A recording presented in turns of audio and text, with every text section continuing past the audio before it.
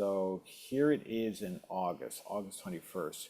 I don't know about you guys, but I always think September is fall, even though it's still seasonally summer until the 23rd. But for me, it's sort of the last summer meeting we're going to have comes September.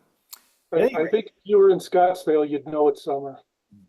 yeah, no, I realize it's you get a longer, shall we say, get a longer summer out there. Yeah, but Rob, it's a dry heat.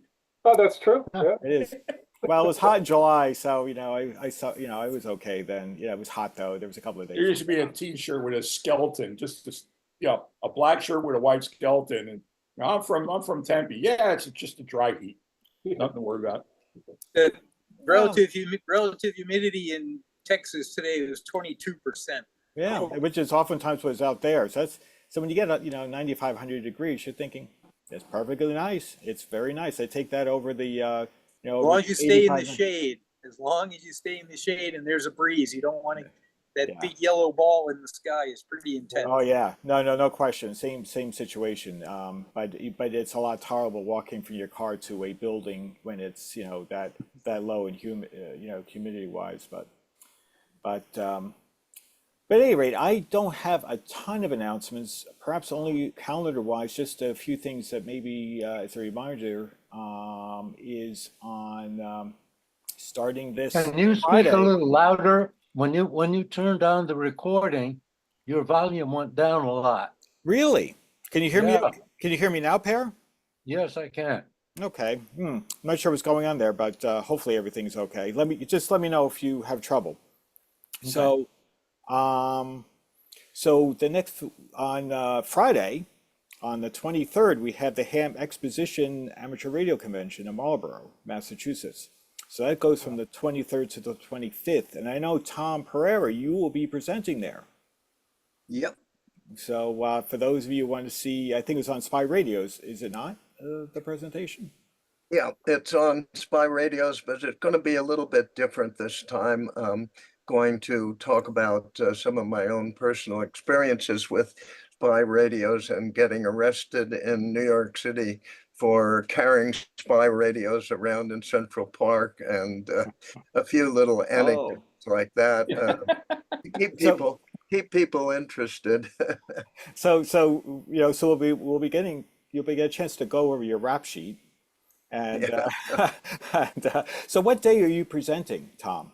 It's on Saturday at 1 p.m. in the afternoon. Saturday at 1 o'clock. Okay, good to Yeah, know. and I'm going to focus a lot on a radio that can be built that is a spy radio design. So there's something called the Paraset, which is just 3 tubes, and it's really easy to put together. And I'm going to advocate that a bunch of hams put these together. There's a tremendous group of people who have already built these, and it's an absolute hoot to put a spy radio on the air and start talking to other people with that spy radio also.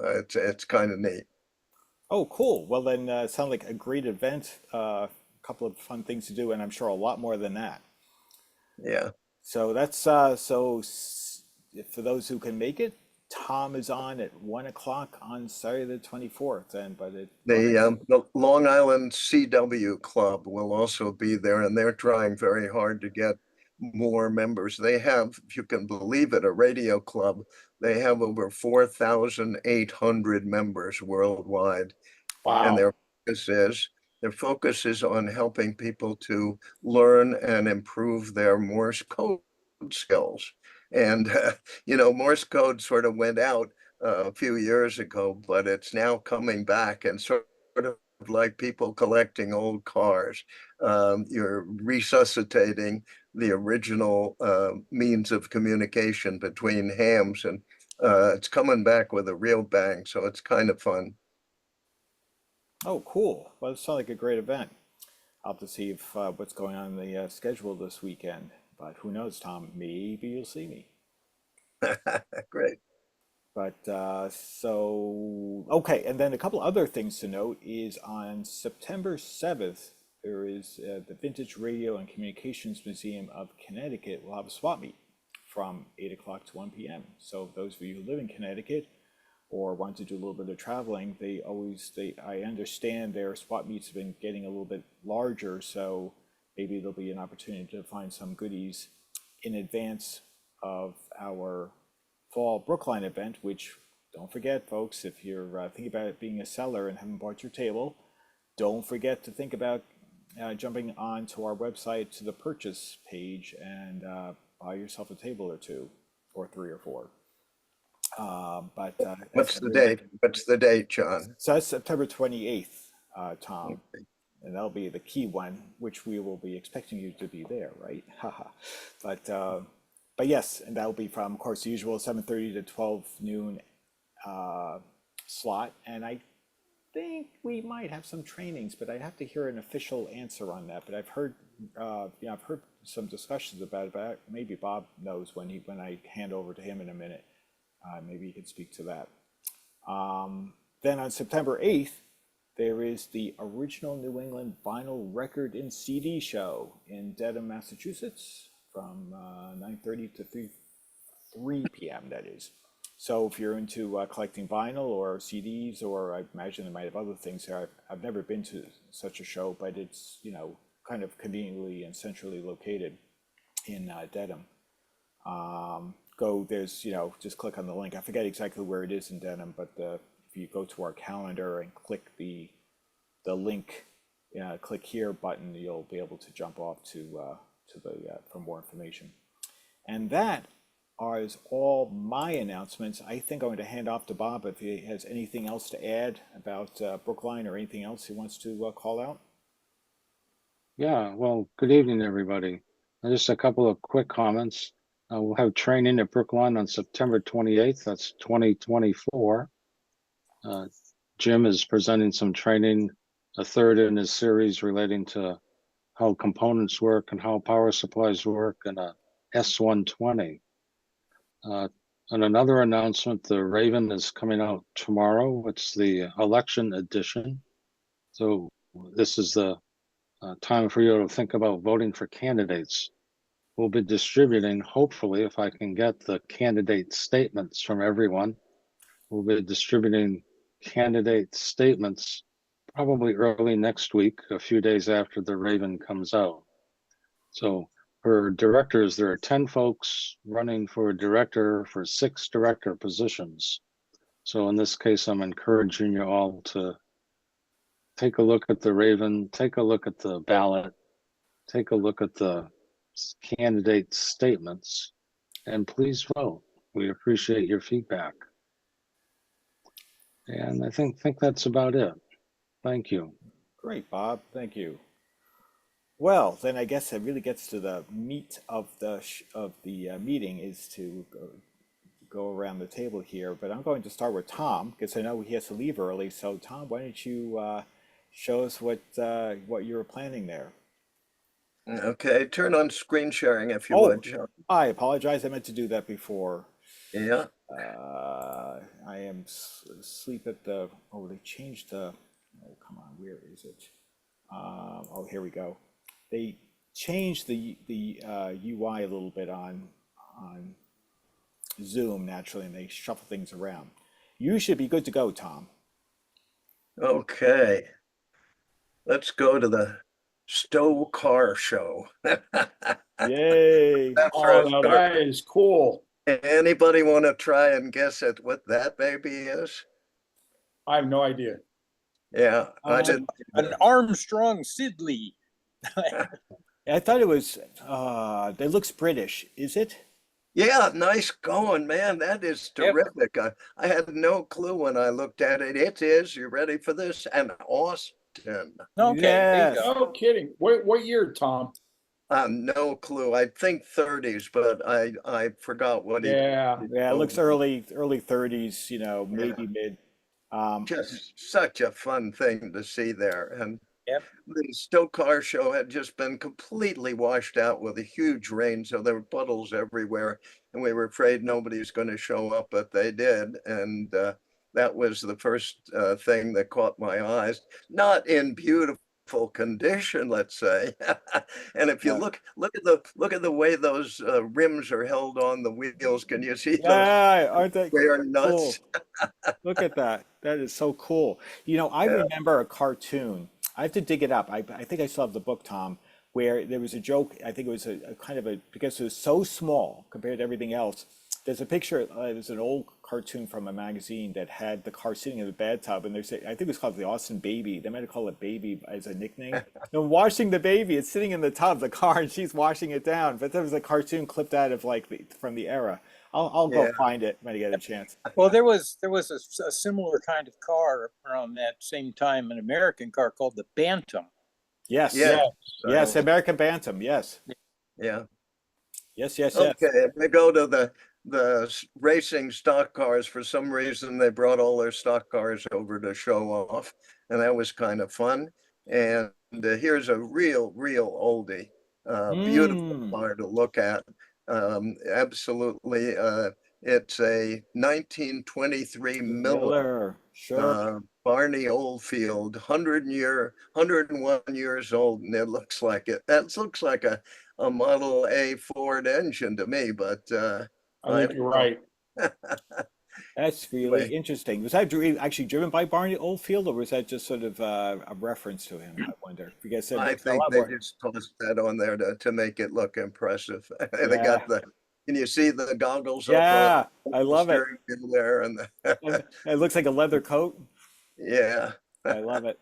I absolutely love it. Okay, and of course, a bunch of parts everywhere you look. There were parts. This is a kind of nice looking little roadster. There were a lot of Yeah. those. I'm just going to run through these quickly.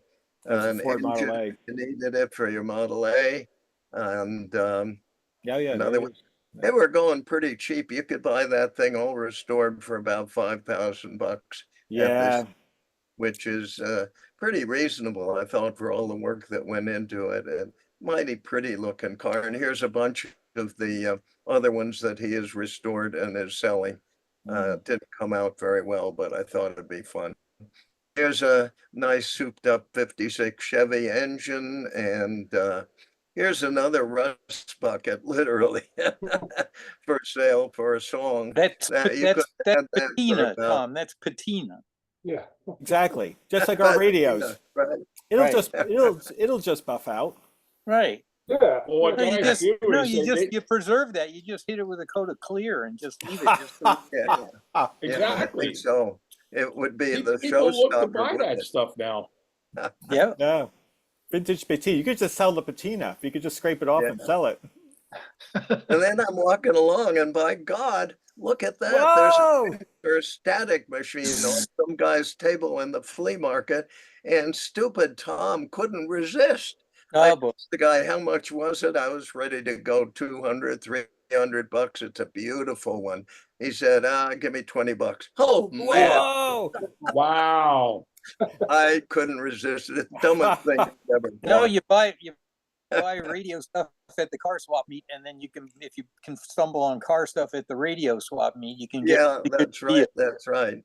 Anyway, Wow. it was too good to resist. I just look at the warp in it. There's no way you're going to get that warp out. But what the heck? $20 is $20. Wow, what a score.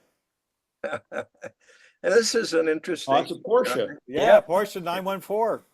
Yeah, Yeah. an interesting color and an interesting car. Very, very nice. I see it's got the 70s safety bumpers on the front that Yeah. stuck out like That would make it like a 75 or 6, I think, if memory serves. Yeah, that kind of marred the otherwise attractive. that was definitely a made for America Porsche. Yeah, It's got the nice Targa roof on it. Yeah. That's a 60 Chevy right there. 60 Yeah. indeed. That's a great number for that car. A really nice car at a pretty good price. But it seemed That looks little like a Bel Air. Is that a Yeah. link? The Bel Air in that year just had a single stripe of chrome going down the side of it. You look Yeah, at- yeah, The that looks like a pretty Biscayne just big. had the chrome V on the front, Yeah. and that thing molded on the side. Yep, you're right. You are right. That might be. What if that's a Lincoln or a Merc or to the? I don't know what this is. It looks like Oh, a kit built car. Yeah, it is. That's one of those VW, powered ones. Sure, and then Yeah. that is a Buick Riviera to the right of it. That looks like a Six- 68 or 69 Riv next Yeah, to that. yeah, pretty car, nice color. And for Yeah. sale. And this Yeah. is kind of nice. Everything for sale. Is that That's a a Plymouth? 39 or 40 Plymouth? Pontiac or Buick. Buick, A maybe? Buick, yeah, it's a Buick, you're right. Yeah, That's a Buick. I'm looking at these on my phone, unfortunately, so I'm having a hard time picking everything Yeah. out. That's nice. See, he's got the Yeah. skirts on it. Yeah. And the I don't know, teardrops. that spotlight Visor. on the side, it doesn't look very original. Yeah, and the visor, yeah, got all the That's- doodads. But the Somebody visor went is crazy great. with the Those go are crazy the old with the J.C. Whitney catalog. add-ons. Yeah, I know. I always hate when they gorp those out. I mean, some cars might have left the factory that way, Yeah. or at least the dealership at the time. So it's possible that this car was equipped, at least maybe not the spotlights. Possibly they were available. It's hard to say whether Spotlight, they Fog lights and fog lights were available, although two sets it makes me a Skirts, little got skeptical. I think they're a little heavy-handed with the accessories, but some Yeah. things, but I could still. It's got an awful lot of lights on it. So if he was smart, he would have converted that thing to 12 volt from 6. Yeah. Or else the minute he turns them all on, the car probably stall. Yeah, well, he may have actually. Maybe they converted it. I think it's a reasonable. It's not decision. that hard to do. I've done it. I've watched my uncle do it. I know how to do it. It's pretty I'm simple. just curious as to where we came up with Buick for that one. Typically, I mean, that grill, I think, is well, typically a Buick, if you look on the very side of it, there won't be just one opening there. There will be three. See Yeah. the emblem on the side? Right. Buicks almost always had three, which is why I'm a little skeptical about that. All right, hear me out, Howard. Go ahead. If you look at the hood, you see the word 8. 8, yeah, there's Buick 8. Hey, On that's the other right. side is 5 letters, BUICK. How do you know it's not an old Super 8? Olds didn't do that. Oh, they didn't. Okay. No. No, And Okay, actually- Buick had the Buick Thank you. 8. Thank you Actually- for clarifying that. Yeah. I don't know but I don't remember, in all fairness to you, Howard, I don't remember if that chrome strip where the portholes that you were bringing up Right. typically went, or this guy just kind of changed that or put that in there. Okay. I'm pretty sure, I could be wrong, but I'm pretty sure the portholes didn't arrive until 1949. Yeah, I think that's what I was going to say. Is that depending on the vintage, they weren't there forever. They came on Yes, later. my aunt had a 48 Buick Roadmaster convertible, and I know it didn't have the portholes, but the 49. Okay, that makes Hey, sense. Yeah, thanks for the clarification. Oh, guys. no, good. You know what, Howard? It's tough because I initially thought, even the Plymouth front end had a sort of a similar look to it, and Olds had a similar look, but I think Olds used the Even bird. even my there was- 67 there was no Buick wagon's Mayflower got a hood chrome on it. strip on the front fender like that. And Yeah, it's got like these long square holes, and it's just a piece of chrome. There's no holes there. The only holes there are what they put it through to hold on to the piece onto the fender. yeah. And the So Plymouth, genuine Does imitation that portholes. ornament look Pontiac to you? Yeah, Well, the Pontiac, here's the it's thing about the GM. 40. Pontiac would have a wider stripe running. right, Silver along the Street, I think you're right. Silver The Street. 39 and 40, all the GM cars except for Cadillac, they didn't look too much different from each other. Yeah, there were. No. It's kind of hard to tell them apart. Yeah. If it was a Plymouth, there would have been a Mayflower up there for the. Yes, exactly. Yeah. Oh, actually, no, I'm wrong on that because I think the 39, I know the 39 Chevy headlights were like a bullet. And the 40s, they went to the ones in the molded fenders. So I'm pretty sure that's a 40. Hmm. Yeah, because my dad had a 38, I think, and I think you're right there. The Bob. 38s were like that too. Yeah. Well, I'm sorry, I should have. Oh, that's all right. This is noted fun. it. Oh, no, This is- Tom, this is great. Thank you. Thank you Well, for sharing this with We us. could debate this for the next hour, I'm sure. Exactly. I realize this whole thing is really off topic in an antique radio Zoom, but It would only be on topic I with bet you Gen that- Z sitting here listening to us. I bet you the car had a radio in it. Well, not Yes, to it did. mention, we did see what Tom bought, so there's we can. I don't know what this was. It looks fairly modern. Is Yeah, that a Saturn? yeah, it could be a Saturn. Yeah, it looks like it. Or see it is. See the front, it is, and that's a Crossfire. Crossfire. Yes. Anyway, there's the mud. Oh my God. It was pretty rough. People If didn't you, wanna if you look take a chance on very that. closely, wait, go back one slide there. You can go back. If you look very closely, all the way across, you can see an amphicar that was at the show. That was supposed to be Yeah, just, right. Oh, well, Surprised it isn't in the puddle. that's right. oh, you almost had me there because they occasionally pop up. Oh, they do. They do. Oh, getting into the oldies, they're just Tin No, Lizzie. That's a nice car. that's fun. beautiful. I always wanted to drive one because I always wanted to have full control of everything, including timing, everything. It sounds like, Yeah, yeah, it's fun. You adjust your timing and a bunch of levers and of 2 levers to do your gear shifting and yeah. That's a neat experience. body. That's unusual. Yeah, It's this, I wonder if that's original, or is that Well, I you know. can buy a Model T and they had chassis builders that would build anything you want from that. Oh. You know, mostly I think it was done, it wasn't like the British and Europeans. That was like for for the Model T, that was just like a commercial truck body, I think, for that, Yeah. maybe. yeah. maybe. That's neat though. Did all the Ts require you to crank them, or were there some with electric start? There were 2 versions of the Model T. Now, I'm not a Model T fan, but the guy, we have a professor, a college professor from Princeton, and he owns one.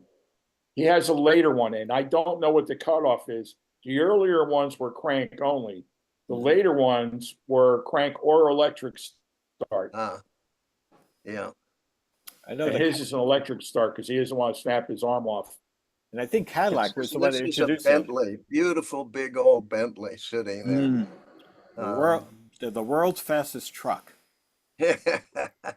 Heavy as can be.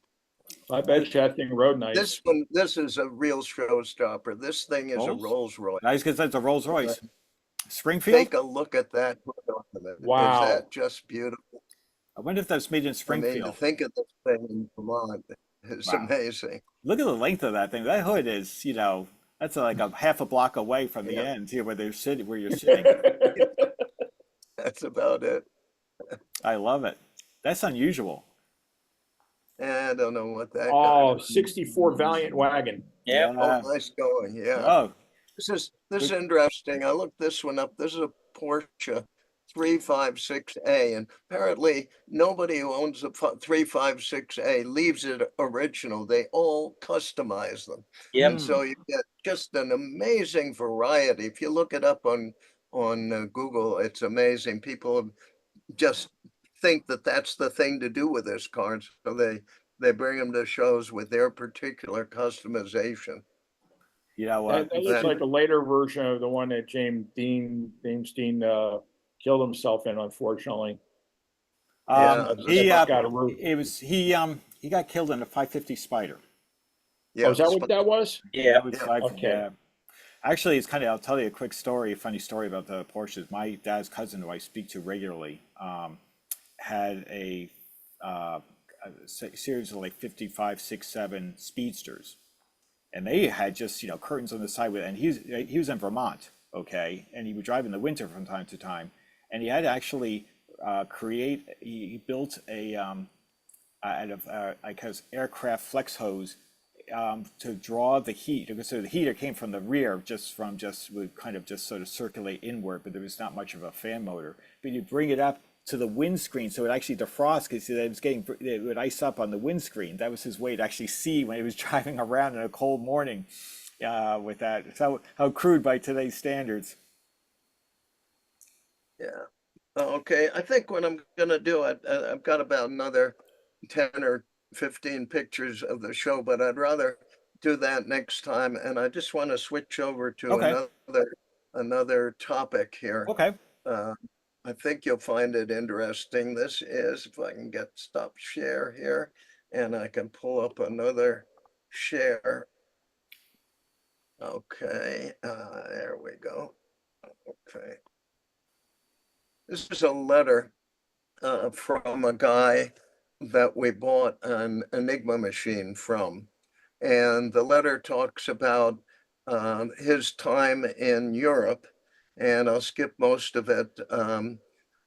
He was able to send this out. I'm in the Alp Mountains at Bad Reichenau, and can't near Berchtesgaden, near Hitler's summer home. We have been working on Hitler's car for the past 2 days. We are taking the transmission out of Göring's car and putting it into Hitler's. The two cars are exactly alike and are certainly built for protection. They have bulletproof windows and windshields, armor plating along the sides and over the floor. Hitler's car has a big 8-cylinder engine, which would use a week's ration of gas to just get it started. We'll close wishing you both health and happiness. So that was the first thing that we saw. We bought this Enigma machine and it had been sent home. And there's a picture that he took Yeah, of his car that he's working on. And I just yeah. thought you'd enjoy seeing that. And the idea of pulling the engine of Hitler's car out and putting Goering's engine in it. This is his honorable discharge papers. When you buy an Enigma, sometimes you get some things you hadn't counted on, and his service medals and more service medals. And there's a picture of him, 101st Airborne. He was at the Battle of the Bulge, Wow. and his name was Charles W. McNeil. And now what I'm going to do is show you his Enigma machine, the Enigma machine that he brought back with him from the war. Let me see if I can get the other camera going here. Let's try this one. Whoop. Okay. Let me see if I talk, that will take up the screen, right, John? Or can you highlight it? I'll highlight yeah, I'll highlight it. There we go. I'll see if I can highlight for everybody. Let's see here. Let's see. I thought there was a way to do this. Multi-speaker. I can do the. Let's Well, I'll just, talk while yeah. you're. I have it. I have it. Doing it. Yeah. Go ahead, Tom. Okay. On the top of the thing, the guy sent this this Enigma by mail or military mail, and instead of putting it in a box, he just wrote his home address on the top. So you can see it says George McNeil, so and so in West Virginia, and that's scratched into the top, so it's absolutely permanent there. And I just thought I'd show you how the Enigma looks. It's in beautiful condition, Wow. and it's all there. A couple of things are gonna need a little bit of work. The UI key, whatever that key is over there, looks a little funny, and all the plugs are in the front. But kind of a neat thing, and to think of this guy working on Hitler's car and then grabbing an Enigma and sending it home like it was in a box, but without the box. I just Wow. thought you'd enjoy that. That's fantastic. That's for me for tonight. Oh, That's wow. pretty neat. That is really cool. I really appreciate you sharing that, Tom. Yeah, thank you, That- Tom. That, Sorry, I have to run. I've got to get ready for that talk, and my wife is holding dinner, so I'll catch up with you next time. all Do right. the rest of the show if you want it. Absolutely. No, we definitely do. But thank you, Tom. Thank you, Tom. That Mercedes, Yeah. that Mercedes was called the Grosser Mercedes.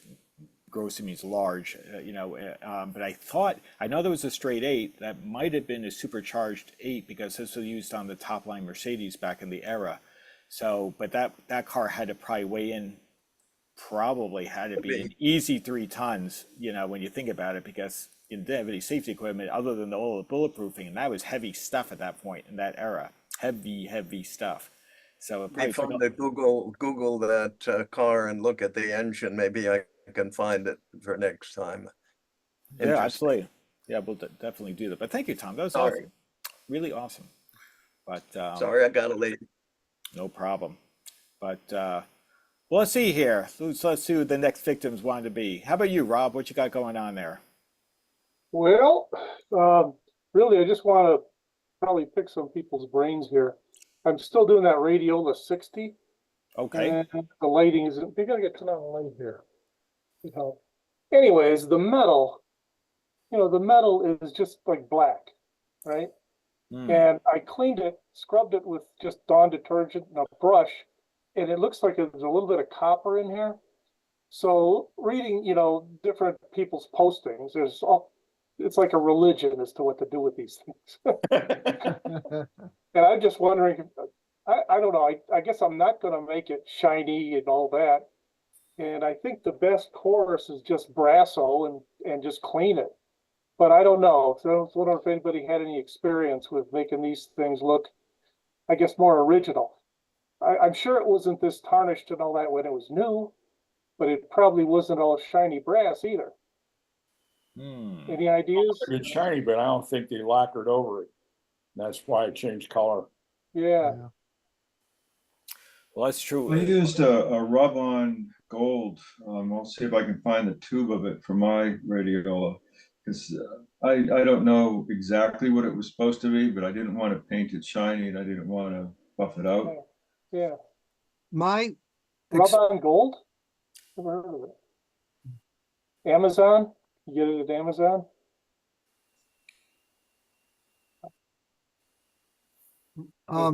Rob, my experience with that is, first of all, they vary a lot. Different ones, if you have a whole pile, for instance, of Radial 18 escutcheons, you'll see that they vary quite a bit. So somewhere during the manufacturing process, some may have had more plating, some may have had less, some may have had more coating. And what I would honestly do with that, and Brasso might not be a bad idea, but it might be a tad too abrasive.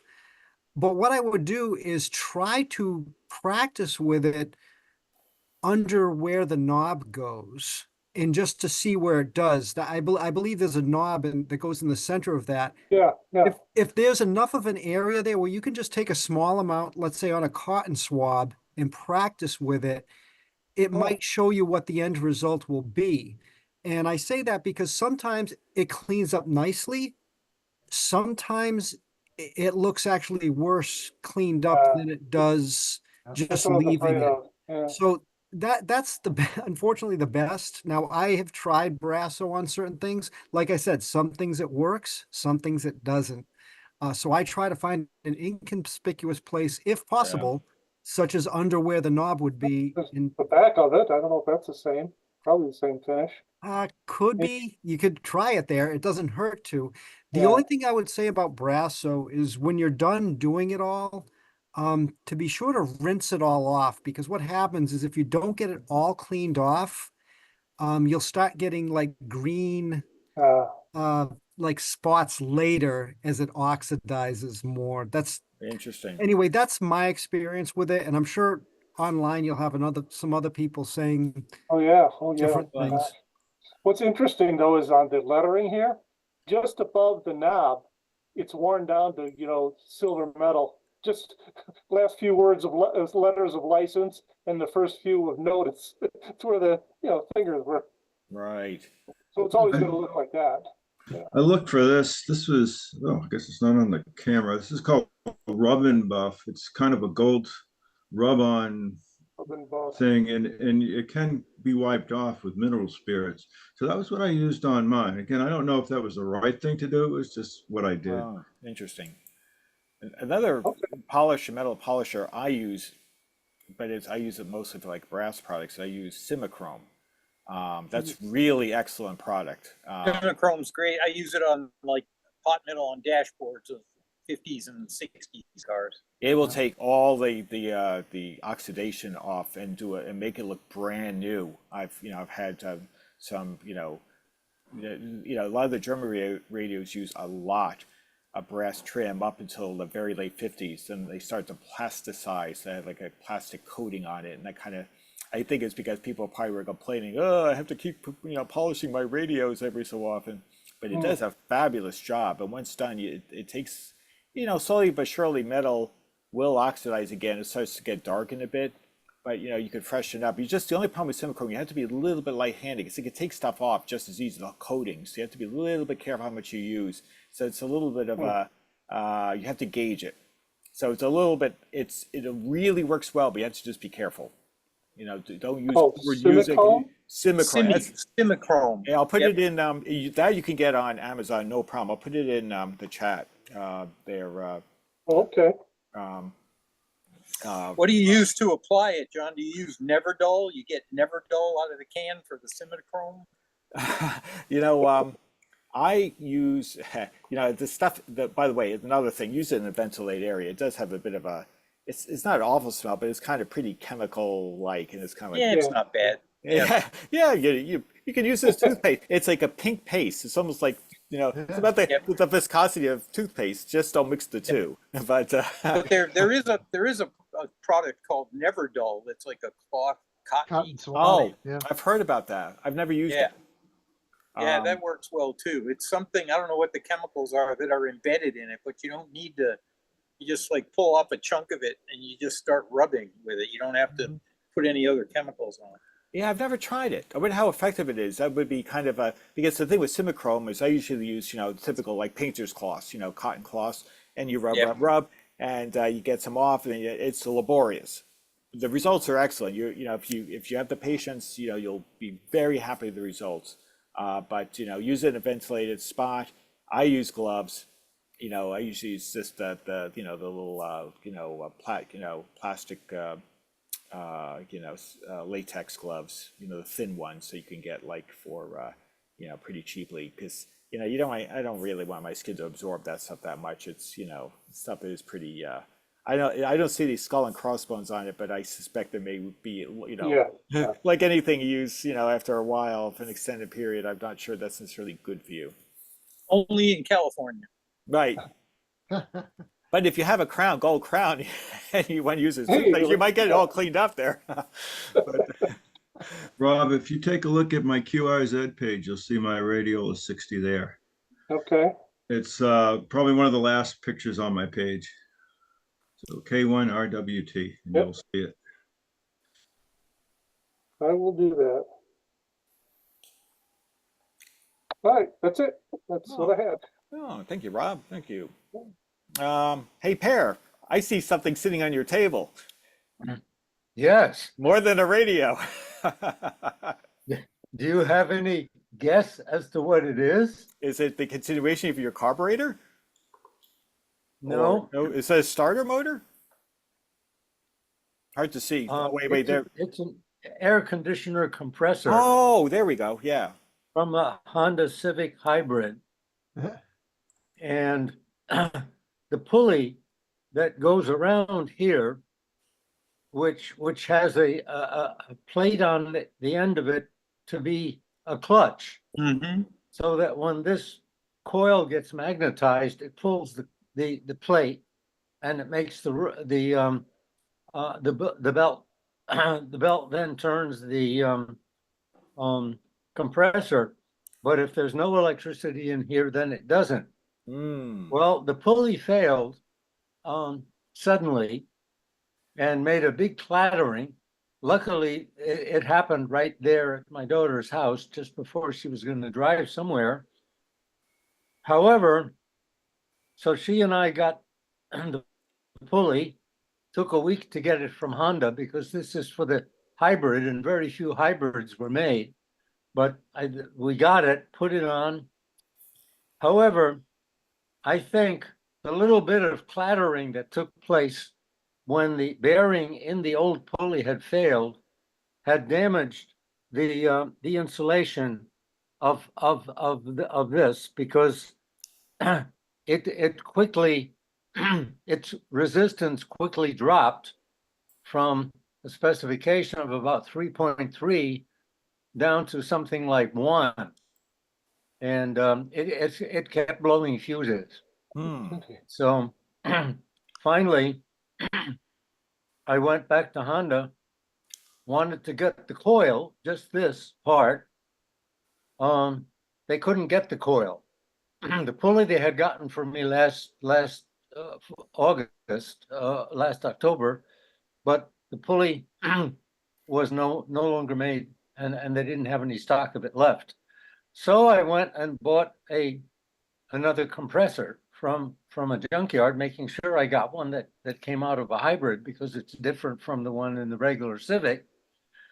And it turns out that the on the one I got from the junkyard, this spline here is rusty enough so that try as we might without totally destroying things, we could not get the pulley off.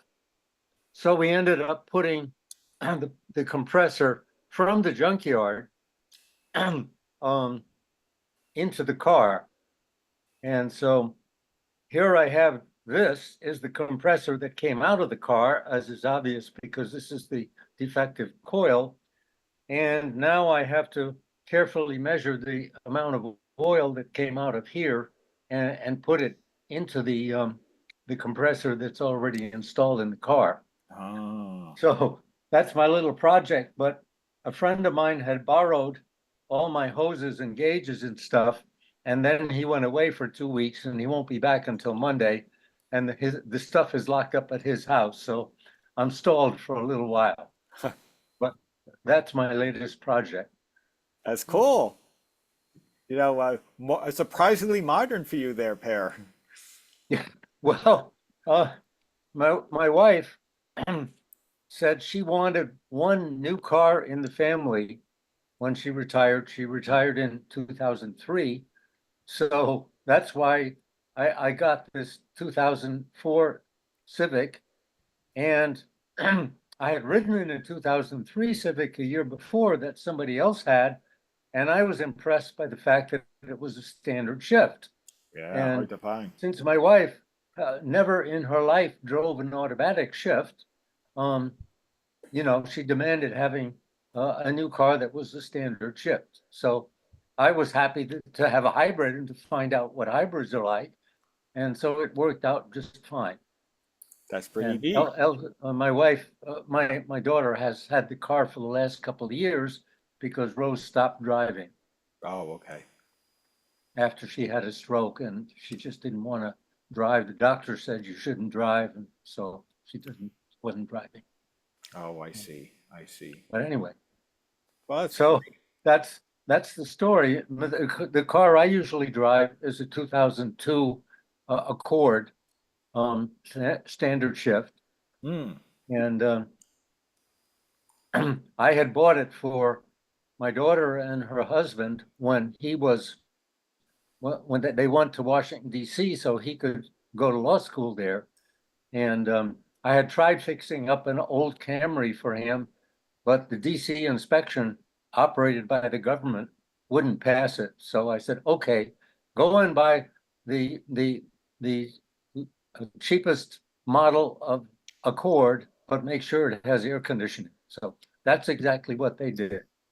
So I have got my nice hand roll up windows and my doors that I lock one by one and all the other accoutrements of a rather old car. So I'm sort of happy about that.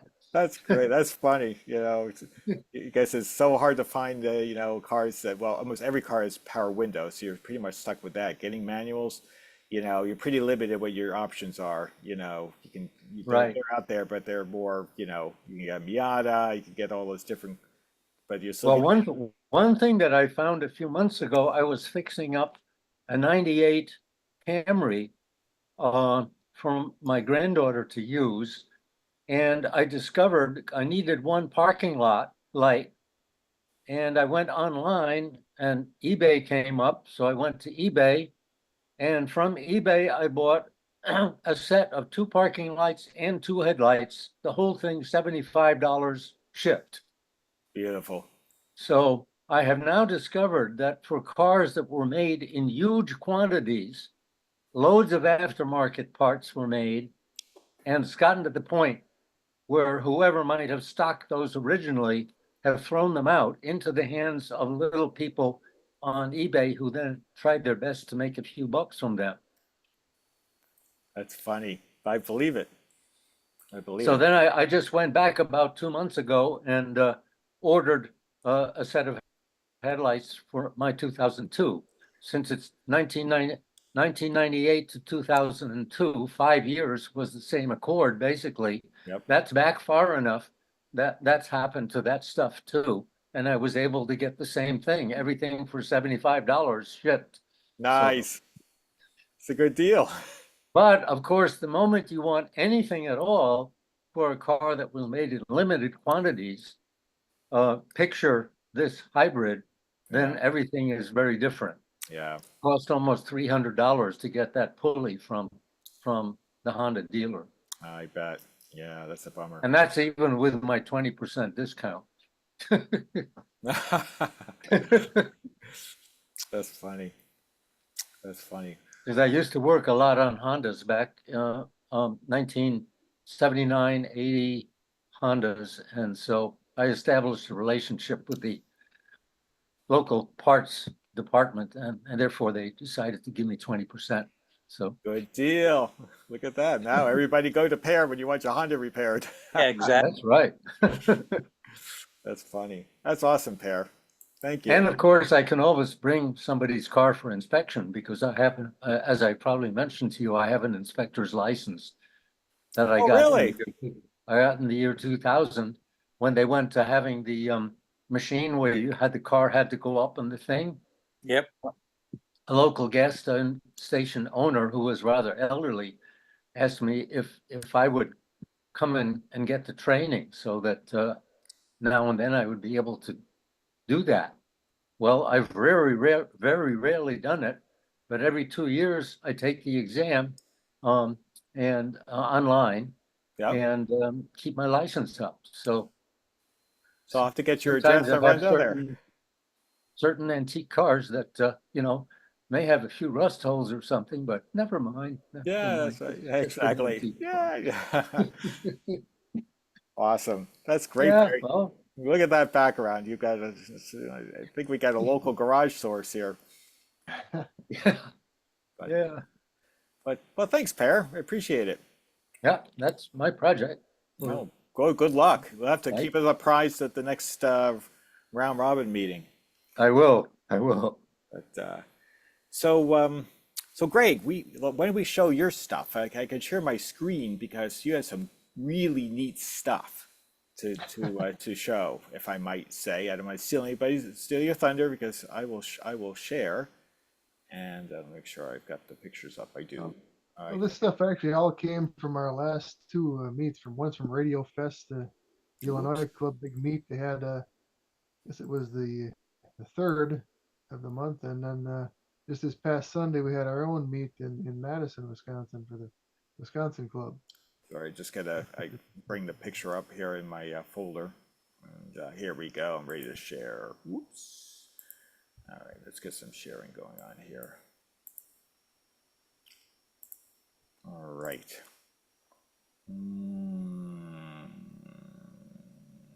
There we go. All right, you guys just let me know when you can see this. All right. There, that was quite a project. That came from Radio Fest. That's a that a Pacific. Delco? brand. No, it's a Pacific. It's called. Oh, It was an off make. I'd never seen one of those before, and I love the ship in the middle of the Yeah, dial. That's I mean, look at really that. cool looking. Love that. Yeah, it's a beautiful dial face. You know, it was you can really see in sad shape. yeah, it does look pretty rough. You know, missing a knob. It's missing a knob here too, I guess, huh? Well, I actually, one is a wrong knob too on the right. I actually had Yeah. a couple knobs just like that, so I was covered there. Very good. We'll see. I forget if I got the right order here in the pictures, but so there's That's Oh, wow. that's the Look- dial lit up. That's cool. isn't that, look at that with That is so tuning eye. pretty. Yeah, it And is. what happened, if you look on the original picture, there was no tuning eye. But looking Yeah, at I the was wondering schematic- about that.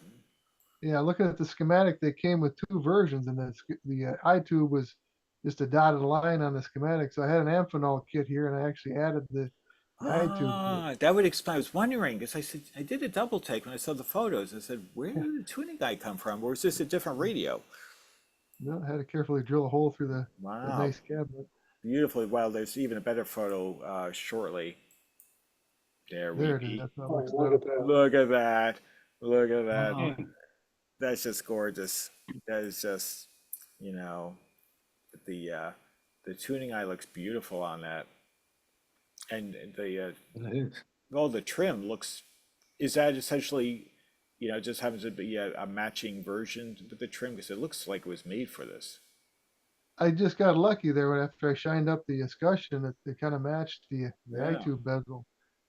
And I was surprised it had that nice inlay around the speaker grill, because if you look on the other picture, it just looked like a mess. And Mhm. the only Oh, problem yeah. is somebody had something really heavy on top of it, and it actually cracked through the veneer on the top right before the bend. I was able to glue it back together again, and you can still see the crack line in it, but it's, it was too nice to put new veneer all the way around it. It's gorgeous, though. I mean, if, it's hard.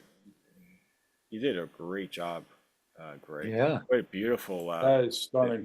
the tinting and the nice contrasting bands. Gorgeous.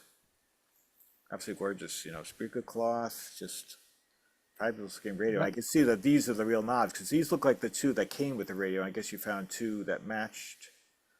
Yeah, they're pretty close. I mean, Very nice.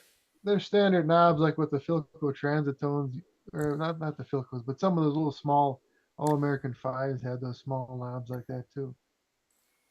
Now, is this a keeper, Greg? That one's a keeper. I put a lot into it. The speaker field was open and needed a new speaker, and I can't say I blame you, because it's beautiful and relatively unique. You don't see these all that often. Is this No, California or Western made with, no, I think it was actually around Chicago area. Oh, really? Yeah, because it was a 6 tube, and I made it a 7 tube with the eye tube, Oh, sure. but it has the ballast tube in it. Hmm. So the eye tube is just slightly dimmer than normal ones, but So I got a question for you on this one, Greg. sure. The dial itself, Hmm. because I have another one of those Chicago made sets. It's a plant P radio or a factory P. Uses there's a plastic disc that turns and it's Oh, yeah. sandwiched in between. You know what I'm talking about, right? Does this have that as well? Yes, it does. Same thing. It does. And was it warped? Not too bad. I know Okay. some of those really get warped, and some of them get really yellow too. This was still fairly clear. I Okay. carefully took some Windex to it and cleaned it up, because it All was right. just filthy inside. The inside looked like the outside. Well, congratulations, because one of these days I'm gonna do at this round robin a presentation of the mechanical nightmare that mine was once I get it going. So Yeah, I'm looking forward to that. absolutely beautiful, by the way, Greg. But thank you for answering my question there. Oh, thank you. That's cool. Well, just stunning. Well, Yeah, I've got a Corona. That one I showed at one of the different meetings. I had a Corona brand radio. It had basically the same dial. So I think that was a Plant P as well. A lot of those they just put different names on it, but the chassis were all made around the same place. well, fabulous job. But wait, there's more. Wait, there's more. Look at that, Crosley. Oh, that is cool. I was inspired by one I saw at Radio Fest. This year they had the vending spaces inside the building where it was air conditioned, which was kind of nice because it was in the high 90s again for Radio Fest. And it gets pretty hot on the blacktop when the sun's baking on you. Yeah.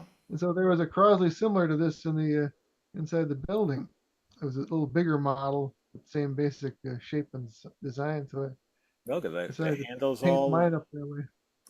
It's a little did a loose side great handle. job. Look at a great paint job there you did, Greg. This thing looks quite, Yeah, it's I actually see kind no of a orange great- peel. No, it actually flowed pretty good. That's actually that 2X paint they make from oh, what's the brand name? Rust-Oleum, I think. Wow.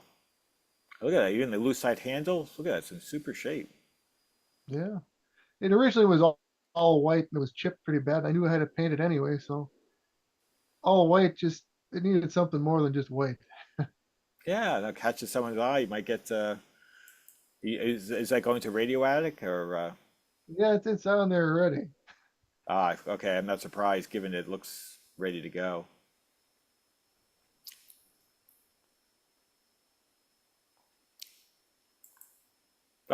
Here we go. And Philco. I picked up one of those at our meet on Sundays, which it's a Philco secretary.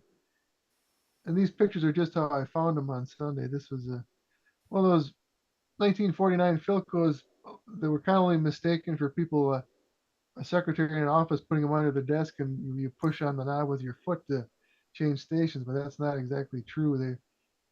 It was just a different design where you could program, I think, 4 or 5 different stations. That's all it would get.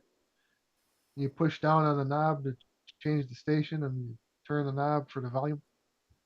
Kind Huh. of a weird design they only had for 1 year. They got plenty of patina. It's got patina, yeah. Wow, neat. But they're kind of rare. Yeah, you see them all. Yeah, you see them every. I think we had one of our shows a couple of years back, 2 3 years back. I think I remember showing one some time ago. Now here's That was the find of the century right there. that is beyond awesome. That's called a radio vision. And there's only a handful of those that exist anymore. It's got a picture, it came out right after Pearl Harbor, I guess they said in December of 41 or January of 42, and that's representing, the battleships and the planes guarding the United States. But that picture actually is similar to the old Ham's beer signs with the rippling water, because behind it there's a disc around a 15-watt incandescent bulb that rotates with convection. And as it rotates, there's a pattern on it, and it makes the water move and the clouds move across the sky. Hey Greg, I could share because I saved the link that you had shared on the web, that page that the guy did on that. Oh yeah, I could switch to that. Before you do that, I forgot. Are there more photos? Because I can go back to that after. I think there might be one or two. yeah. Yeah, that's another one I picked up. It's a 33 RCA model R28. And what I liked about it, it has these sliding timbre doors in front of it. That's beautiful, lovely. What a terrific looking radio. This is probably like very early 30s. Yeah, 1933. Hmm. It's just a 5-tube. In fact, they've got the chassis out of it now, and it uses a 2A5, a 2A7, a 57, a 58, and an 80. That is neat and really remarkably nice condition. That's as you bought it? Just how I found it, yeah. Wow, that's in very nice shape. You probably doesn't need a ton of loving, or the picture's hiding issues. Well, the chassis itself was pretty rusty. I mean, it needs a lot of cleaning, but I think it's salvageable. I checked all the coils on it, and they all checked out good, and the transformer seems to be healthy. So I think Well, the there's some cabinet hope looks for it. great. Grill cloth, Yeah. everything looks to be in pretty nice shape. Yeah, I'm thinking they left those doors closed quite a bit because, like you say, it protected the grill cloth and the. Wow, terrific.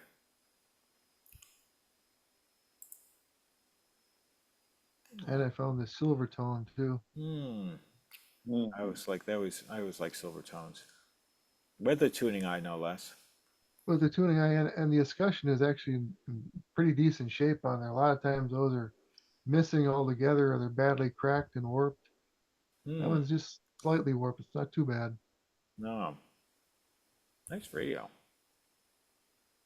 I always like their dial faces. They always have nice dial faces. Yeah, in 1937, Silvertone had some really nice radios. You know, we look at it, it's like, wow.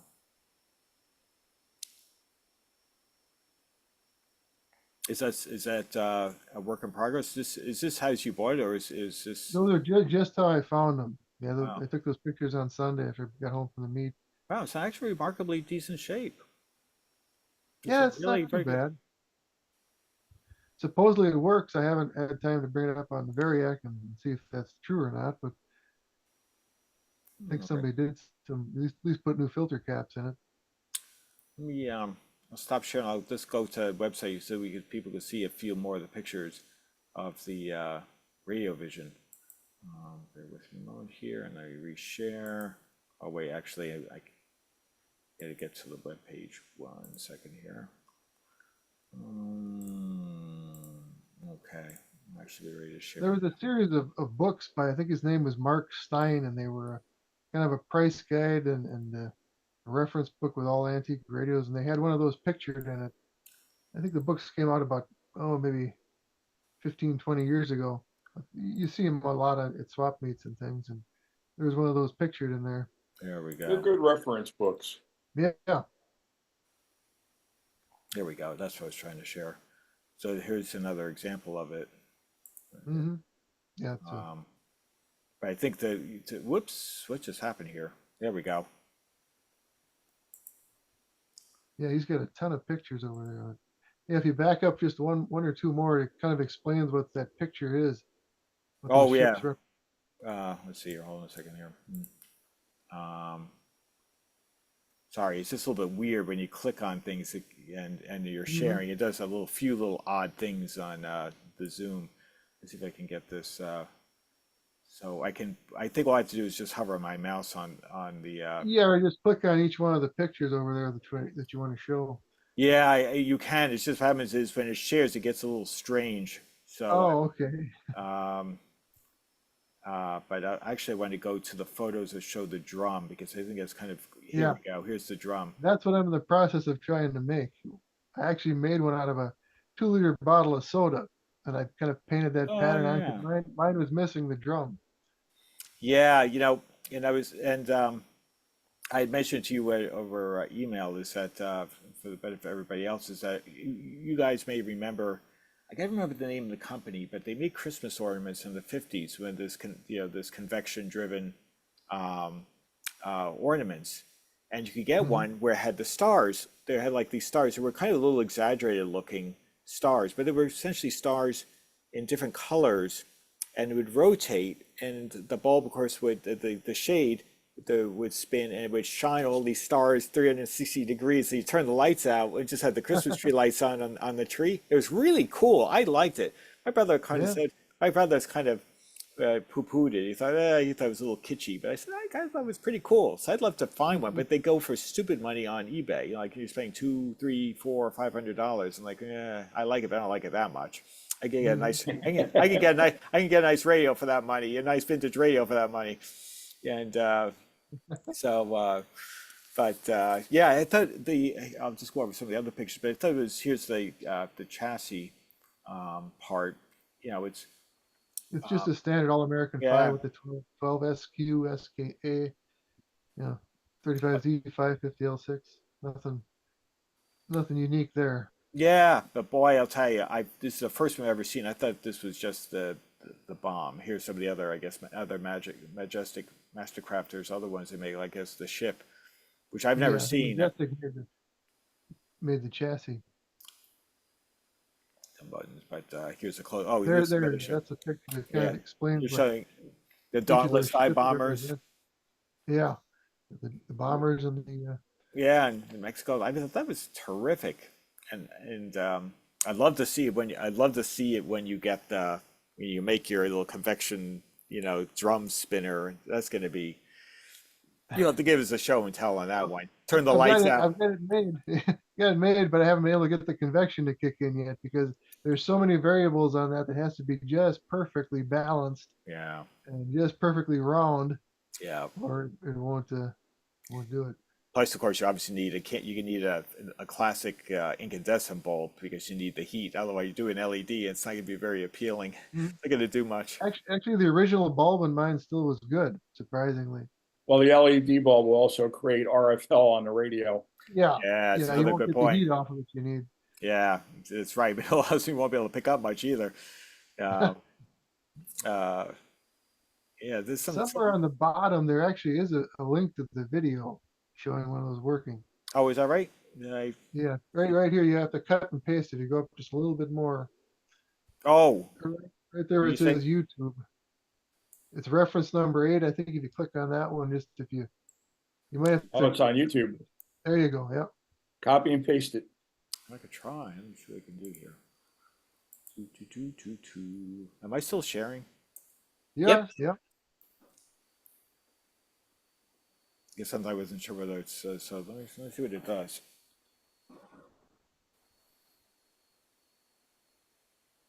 There it comes, yeah. Yeah, this week, just a little sorry moment. A little bit slow to And come. it's about halfway through. I think this is about a 15-minute video, but if you go to the halfway point, it'll show the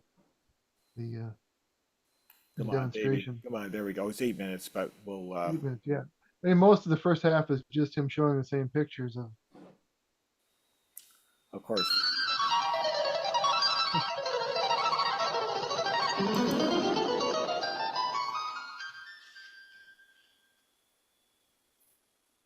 Let's see, I gotta, if you just take the little red bar and scroll down a little bit, you probably get to it. let's see here.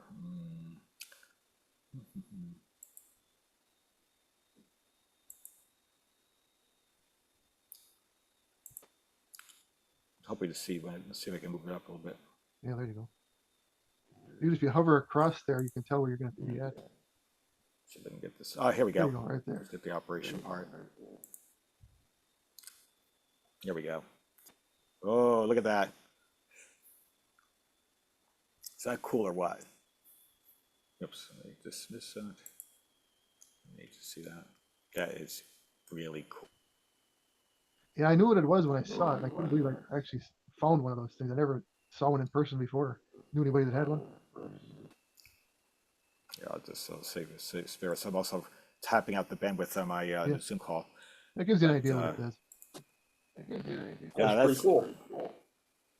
Yeah, very impressive. Yeah, what I should have done, you know, in retrospect, I should have done is I recently got a new laptop, and I should have actually, I haven't started yet, so, but I think will be in much better shape to deal with, you know, really zapping the processor, because I have a bunch of windows open. It's I'm definitely stressing it. In fact, I've screwed up the raspy sound right now going on. It hasn't really recovered from it, but that's okay. Got something truly unique. So I know I can say I'm pretty envious. I think it's pretty Nice cool. stuff, Greg. Thank you. But so Noah, I got a bunch of things going on, and some of it's kind of unique. I don't know if it's up there with what our earlier presenters have done, but let me turn this on. Let me see if I can get my ugly mug off of here and turn this around. So this little setup here is really go together, and it's a Grundig setup where the bottom unit is a solid state amplifier, or called integrated amplifier, a preamp and amp tube AM/FM tuner, because this is circa 61 or 62. So the solid state technology was there for the audio frequencies, but they didn't quite have that going for RF. So to make a really good tuner, they still had to stick with vacuum tubes. So it's kind of a they work in conjunction. They're you can see from the design, they look like there's like some kind of a matched pair. And it was the amplifier on the bottom that had that weird 80 milliamp fuse that it wasn't blown, but it measured 12.4 ohms. And when I ordered some new ones, they all came in between 6.1 and 7.4. And when I put one of those in place of the 12.4 ohm one, it came back to life, and it's been working all right ever since. So, but if you look them up, the RT50, the vacuum tube tuner on the top, has some pretty amazing reviews for the kind of receiver that it was, both in sensitivity and selectivity. And the amplifier, it's got reviews that say, look at what a cool thing it is. It's a solid state, because it was new technology at the time. Sure. So anyhow, so I got that pair up and connected together again and working okay.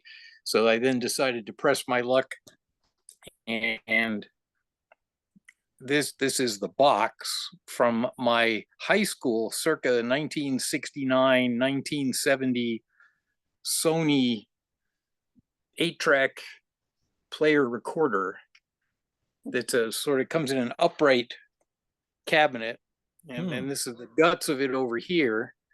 Now, the good news is our buddy Bob, who likes to play with transistor radios, I mean, look at this thing in here. I'm not really thrilled about what I might find in here. I opened it up because I hadn't used it in a long time, and I gave it a good cleaning and a lubrication, and so mechanically it's working terrific. electrically, it is stereo, and one channel has a diminished level of sound as far as its output, but it sounds perfect. The other channel that is much louder in volume sounds kind of broken up and distorted. It's like a gain bandwidth product kind of thing. So I'm still trying to figure out, which one is either one of them correct? Should it be loud and clear, or should it be soft and clear and I've got a problem in the loud channel? Or do I don't know. So I'm still searching to see if I can even find a schematic for the silly thing. But like there's like way too many little tiny electrolytics that I'm not really thrilled about trying to go and chase. So I'd kind of like to, any suggestions, send me an email. But it's kind of bizarre. But mechanically, it's all good, and it's all working well again, and it's changing its it's changing its tracks and doing everything that it's supposed to do. So that's something I'm playing with. I had this in high school because it's not only an 8-track player, but it's also a recorder. So I could make my own 8 tracks. Yeah. You could buy. I've seen those around. I've got the Maxell still brand new in the box. I got a bunch of those 8-track tape cartridges.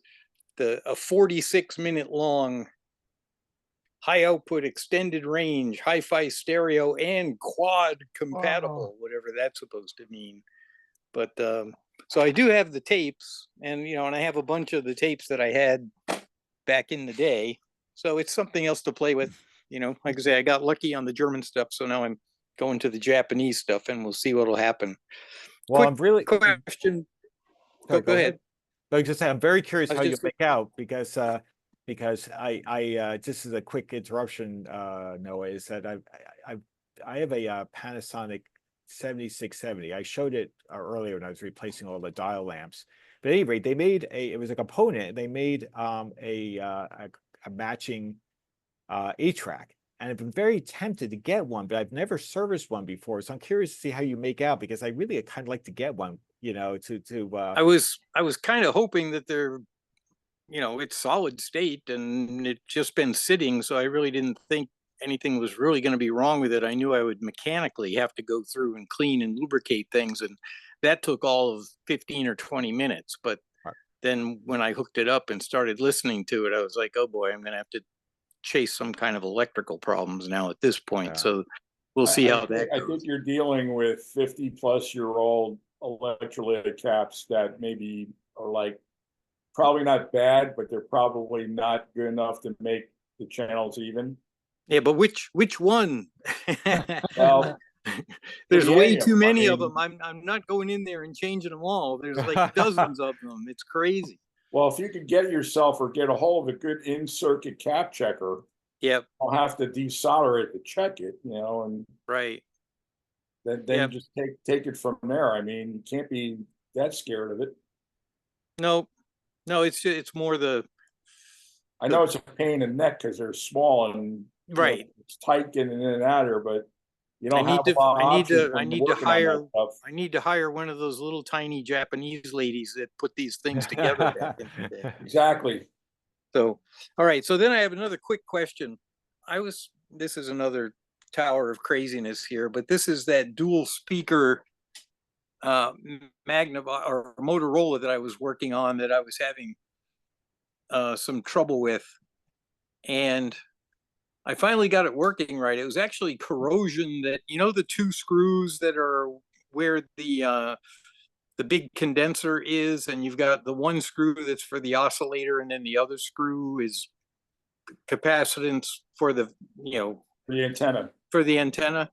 Yeah. The one for the oscillator had rust underneath it. So I was like, sometimes I wasn't getting anything because the oscillator wasn't oscillating. And I didn't think, I've never had to touch that screw, but since nothing else was working, I decided to touch that screw, and it came to life. So I loosened it up a bit and sprayed some deoxit under it and just tightened it down again, worked it up and down a few times. And then went by the tuning dial in a known station, and I was able to get It that all worked out. working again. So that's the good news. The bad news is, okay, this is what I have. This, I don't know, maybe 3-foot long wire coming out. And if I, with my massive body, hold on to this wire, I get tremendous reception. If I hook this wire up to anything else, it doesn't seem to help worth a damn with the reception. So what does that mean? I mean, I'm in a building that is a brick building and it has a metal roof on it. So, you know, I'm thinking, do I have to run a long wire like out the window and get it outside? But if that's really what the problem is, then why is me holding on to the wire not a problem? And I can get really good reception when it's me. But if I put it to a long wire that's, you know, here along my bench, I can go from 3 feet to 12 feet and I get no difference in reception. But as soon as I just touch the wire with my finger like that, boy, it just booms. And it's a significant increase in volume. So I'm kind of mystified by that. No, I live in a Faraday cage. Okay. I've got aluminum siding all around the house. I just redid my patio, and I've got a new length of, I think it goes out about 10 feet, you know, thick aluminum covering the patio. I'm kind of in the same boat, but I could pick up reception, you know, relatively good in the house. Their house does have windows and stuff like that. Yeah. So all that being said, what I'm thinking is, what I would do is take a look at the antenna coil on the radio and see what the resistance is on that, if any. Okay. Yeah, you may have an open antenna coil. I just went through this with one of my friends, and we were back and forth on the phone. And we were able, I think, well, he didn't get back to me yet, but I'm pretty sure in his case, it's the antenna coil. That Motorola, it should be, that should be a pretty good radio. It should be able Yeah, to well, and it's it. a dual speaker. There's like 2 5-inch speakers in it, so it's got really good sound. And like I say, it's got great reception as long as I sit here like an idiot and hold the wire between my fingers. Which, Now, does that have a loop in the back, or does it have yes, a mod? it's got a loop in the back, and then like a little Lionel train track kind of clip lock-on thing that you can put a wire on. Yeah, I would check all those connections too and make sure that's all. Okay, happening. it's just weird that no matter something what's wrong, stupid as the solder joint that's holding the thing together. right? It's just bizarre that no matter what's wrong inside the radio, it doesn't matter what's wrong as long as I touch the wire that's out here. Well, no, you're such a magnetic personality. Yeah, exactly. Which actually I'd like to raise that. Actually, you're onto something, Bob. Noah, if you put a light bulb in your mouth, does it light up? Yeah. We get some convection going. But thank you for the lead in, because now we're going to move on. We're talking to Uncle Fester here, by the way, guys.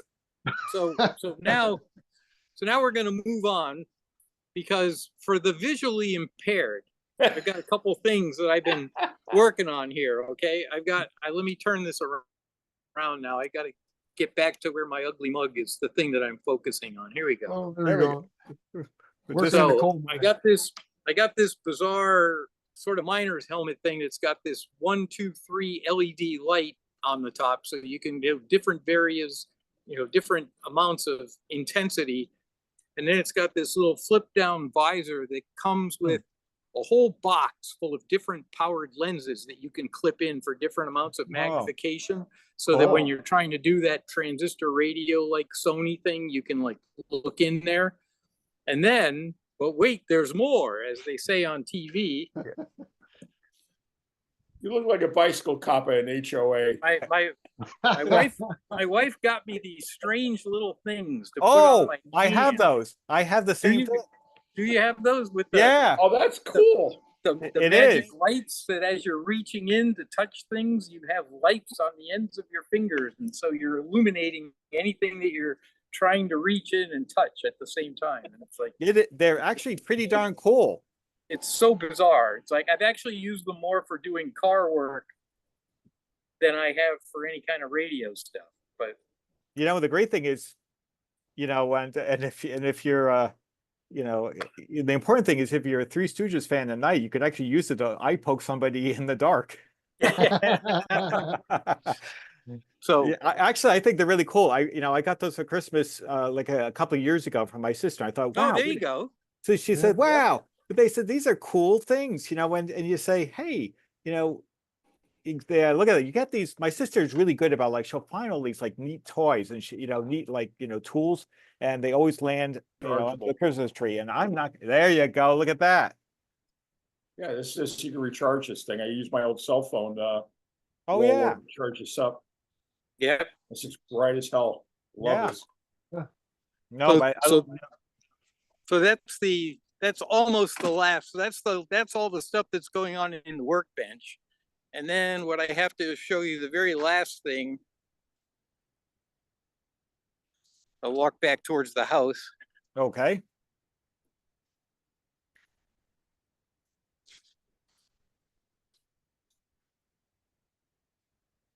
Is that the hot tub? Oh, that's a generator. Oh, that's a 20 generator. 24 kilowatts are going to be in. I'm starting to work on the installation of that. I poured the base and I got the thing delivered, and then this is the total kludge and mess that's on the wall on the side of the house. So right next to the main box, right over there about, is where the transfer switch is going to hang. And so I'll have my 200 amp transfer switch and my 24 kilowatt generator, and then I'll practically be a prepper and won't really have to care about whatever happens when I'm out here in Texas if we get some big thunderstorm or hailstorm or something. Right. How many kV is that? 24. Wow. That's a Well, big one. everything. I got whole house HVAC with a heat pump for the winter time and AC that's cranking all summer long. So it's Wow. not like I'm not just running the oil burner on the furnace like I was in Massachusetts, or just running a sump Right. pump or something like Yeah. that. I'm running, I don't know how many tons of air conditioning there is to keep the house cool. Or, if it was the dead of winter and it got below 30 degrees or something, and then the heat pump went into like emergency mode and turned on the toaster oven, you're starting to draw some amps. So I just figured, what the heck? So That's cool. then Yeah. then we had that discussion. About modern versus antique and whatnot. So my other final dilemma is on the patio. I've got my Bozak Bard speakers that are for my listening pleasure, but I extended the patio down to a cooking area. So I have to come up with another pair of speakers that maybe I put up near the ceiling for this other area when I'm grilling and I'm not like right next to the stereo. Right. But do I want to run good old fashioned copper wires everywhere and try to hide them all in here? Or do I succumb to the modern technology and do some kind of Bluetooth? I would Bluetooth it. You would Bluetooth it? Yeah, because it's quick and dirty and easy and it'll work. Oh, Yeah. I know, but it's so not vintage. Yeah, that's the dilemma. Well, I guess you could start trying to run the wire, or at least think about how you'd run the wire and see. I know I can hide the wire. That's not so much of a problem. And I have plenty of other speakers that I could like tuck up into corners and places and stuff. But there's nothing like just kind of walking out and just plopping down the little thing next to the cooker and Well, that's just the thing. turn on the little Bluetooth thing. But Yeah, I that's feel all to like be said. that's like cheating. I'm not Yeah. giving up my 61 Chrysler because it's easier to jump into my hybrid or my Tesla or whatever. So I'm not ready to go there yet. So it would be like you putting a 6.2 liter Hemi in or putting a 392 in the 61. Right, exactly. Gotcha. Yeah. So I don't really want to do that. But you So do that. anyhow- You have that very high tech electroluminescent dashboard. So don't. I do. So I don't know. So we'll see. But anyway, that's it for me. So that covers I covered 8 tracks. I covered vacuum tubes. I covered solid state. I covered a generator, and I potentially covered Bluetooth, but we'll have to see how that goes. And your obviously inherent ability to be both an antenna and a lighting source. Yeah, exactly. Well, not All only right. that, he's ready kilowatt out there with Generac. Yeah, I know. I know. Wow. Look at it all. Well, cool. Thank you, Noah. That was a fun montage of good projects going on. So And now I can switch over to my computer so that I can see everybody else's gadgets better than yeah, that's right. than I can on this silly phone. Yeah. No. So, hey, Russ, what do you got going on? We'll see. So you'll have to let me in when I log in on the computer. Not a problem. We'll let you in. Not much, John. I'm just working on another Arc 5, just finished building up a power supply, nothing really handy to show you, or just wave in front of the screen here, so I'll pass it along. No, not a problem. Howard, what you been up to? Since I last saw you, John, nothing. Actually, no, I've been working on a couple radios. The Howard SG5 that I had bought at the Springbrook line, I'm working on, and I'm almost done throwing that thing back together. I might even bring it back to the Fall Brookline show and give it back to I forget his name, whoever I bought it from. I really don't have anything to show though. Like I said, I'm working on a radio that maybe the next time around or the time after I'll give a presentation on, because like I said, the dial was it was more of a mechanical nightmare than it was a electronic one, and it's got a good story behind it. So I'm going to save it for next time. Oh, not a problem. Not a problem. No, that is absolutely fine. Hey Joe, what's going on? How's life in Michigan? It's going. It's we actually been through a cool spurt. I don't know, it's like 75 degrees today here. Been like that for last week. I actually flew back. Where was it? I've been in Maine the last 3 weekends. Oh, okay. So I've been back and forth between there and here, and yeah, it's been cool here. I'm trying to think what I got around here to show off. I'm actually in my basement. I have no clue what I got. Wow. That's the best. Here, I'll flip it. That's You the get best an part. A+ for honesty. Yeah. Let's see. How do I flip the screen around on this thing? I'll just show my basement off. There's some Wow. Johnsons. There's an Altec. There's Wow. some more Altecs. That's a Fisher amplifier. Hey, there's some highly regarded. I don't know, what do they call them? Sprague. Oh, Super yeah. Bee? Bumblebees. Yeah. Handful. Yeah, I don't know. People claim they're worth millions. I'm gonna retire someday, I guess. Yeah. Here's something you don't see every day. You know, the old 612s. Yep. They actually got a pair of what are they? The Super Duplex, the white ones. Wow. In Wow. those. Yeah. Yikes. Some nice well. speakers.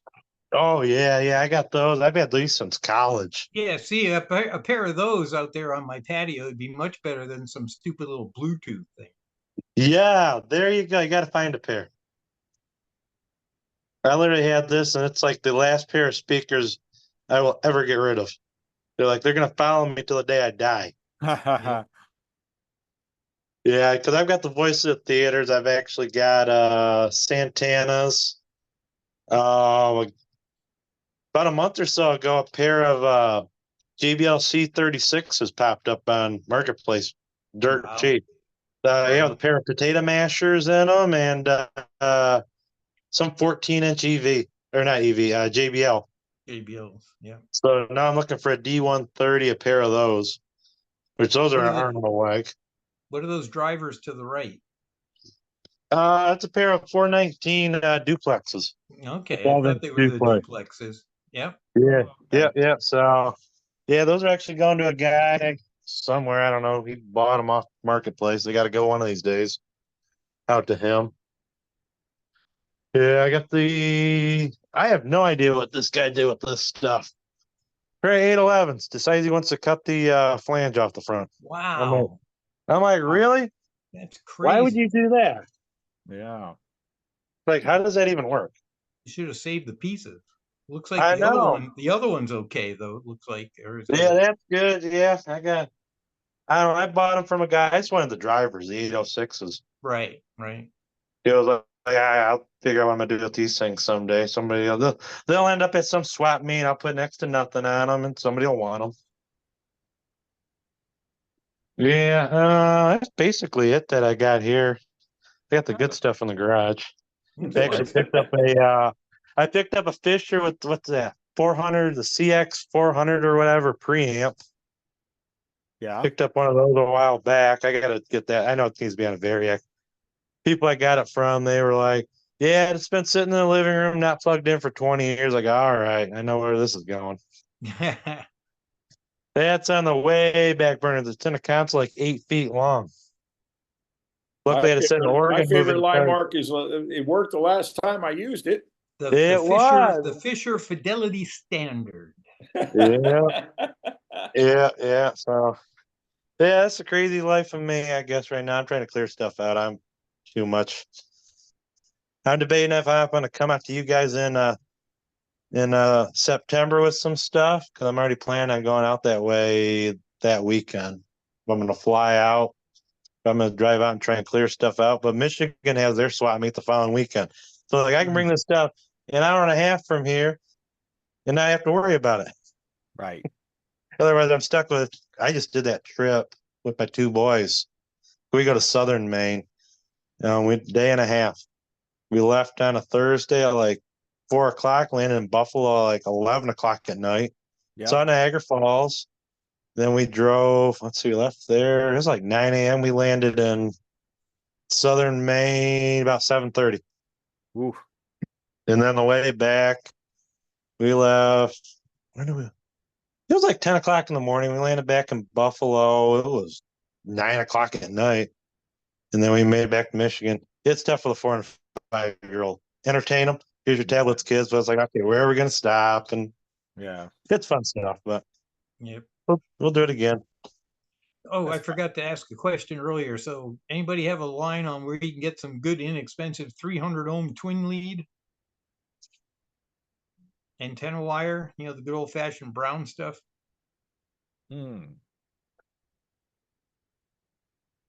You're gonna hate me, but I have some, but I can't part with it. Yeah, I understand completely.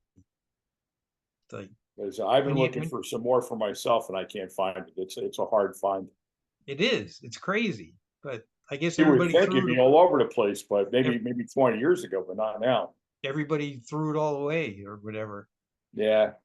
It's not like the college days. You had to use that. You made your FM dipole to hang up in the dorm room. You know. Absolutely. So, gosh, I'll not keep looking. intended to be last, but not least. Len, how are you? How are things?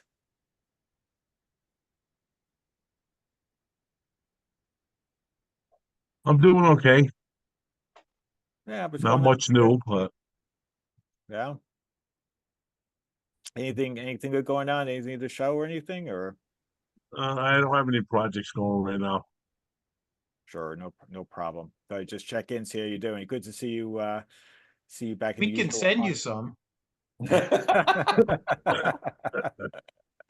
Yeah, boy, I'll tell you, that's another alternative. But, I've got one thing real quick if you guys want to see oh something. yeah, Bob, I was going to ask. That's Just how I forgot. throwing But I it- never There's called 8 you. minutes left, so I'll use about 2 or 3. Oh no, go ahead. How many of you guys have heard of the company named Blonder Tongue? Say it again. 1, 2, 3, 4. That's it. Okay. Blonder tongue. It's how you broadcast to all your TV sets around the property. Oh, okay. Yes. It's actually a New Jersey company. They actually made it through I think the late 70s. And then it was basically two guys. It was Ike Blonder and Ben Tongue. They were both members of the New Jersey Antique Radio Club. I actually got to meet Ben Tongue, and Ben Tongue was a really cool guy. I didn't know him that well, but he was really into making crystal sets along with our club guru, Ralph Clace, who, when the two of them get together and they talk about crystal radios, they could be there for hours. You could just leave them alone. It's like giving a kid an iPad. Okay, here, you just go here and play around with it. So I was cleaning out. So I'm going to do this real quick so you guys can move on. But I went to a place probably about 15 minutes away from here. There's a guy. He's living in a house he grew up with his parents. His mom and dad are long since gone. But his father was a tinkerer, and this guy was like my father. He collected everything, pack rat everything. So he was a tinkerer. He used the word tinkerer, and I was like, old electronics. So I've already gotten a bunch of tubes and a bunch of radios. So I've been going over there in my car, bringing stuff home, going over in my car, and then meanwhile I'm just like shedding money. I did find one really cool piece that I haven't seen in years. This is a blonder. I don't know how well that's coming through. Oh, it's great. Blonder tongue AM/FM radio. Wow, I've never seen one. No, I they're- thought they just did transmitters, not receivers. Well, it's funny because whatever they made was kind of in low quality. The most famous thing they ever made, and you can Google this or DuckDuckGo this when you leave the meeting, they made a device called the audio baton. Have anybody heard of that audio baton? No. That was their big seller, and it's treasured by, like musicians and guys like that in the musical industry. It was basically the first tube graphic equalizer. Now they made these radios, and when I got this radio, this was black. You couldn't see anything. So I took it all apart, cleaned it, I kind of detailed it and made it look nice. I plugged it in, and like any other radio, it just hummed, didn't know the words. Yeah. So since Al, I went to talk to Al, and I said to him that I found one of these things, and he's like, "Oh, this is great. Can I have it if you're in the museum?" All right, I guess so. So that's where it's going to end up. It's going to end up in the New Jersey Antique Radio Club Museum. I wanted one of these for myself for like 30 years. I couldn't find one. Then I found this. I was like, yippee skippy. But I'll never run out of radios. I'll be fine. Be more than happy to donate this for that. So I thought that was kind of a rare but cool find. That is. Absolutely. Definitely. Yeah, I never saw one. The only blonder tongue thing that I've ever physically seen in person is a UHF converter. Yeah. And that's about it. They make a lot of the crazy ones among us that have like, Predictas and other antique televisions and whatnot. They make a VHF modulator, a VHF transmitter, low power thing that you can, just like we might take an AM or an FM transmitter just to, broadcast around the house or around the property to our old radio so we can tune in whatever program information we want to send out. They make VHF transmitters. Basically, you can buy them different frequency bands, but it's pretty easy to get, like channel 2 through 7 or 7 through 13 or whatever, and you can buy one of those and hook up an antenna to it, and it won't.